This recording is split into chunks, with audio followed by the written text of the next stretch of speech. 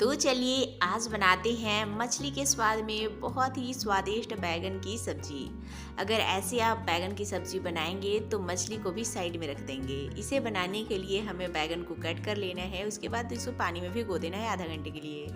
Grinder jar में लहसुन, अदरक, हरी मिर्च, धनिया पाउडर, जीरा पाउडर, लाल मिर्च पाउडर, हल्दी पाउडर, सरसों डालना है, इसे बारीक पीस लेना है।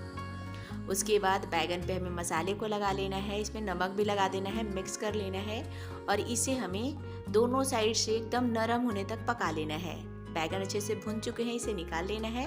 वापस तेल, जीरा, सरसों के दाने, लाल मिर्च डालना है, मसाले को हमें डाल देना है। उसके बाद एक कटा हुआ टमाटर डालना है, स्वाद अनुसार नमक डालना है। नमक पहले भी डाला हुआ है तो बहुत ज़्यादा नहीं डालिएगा।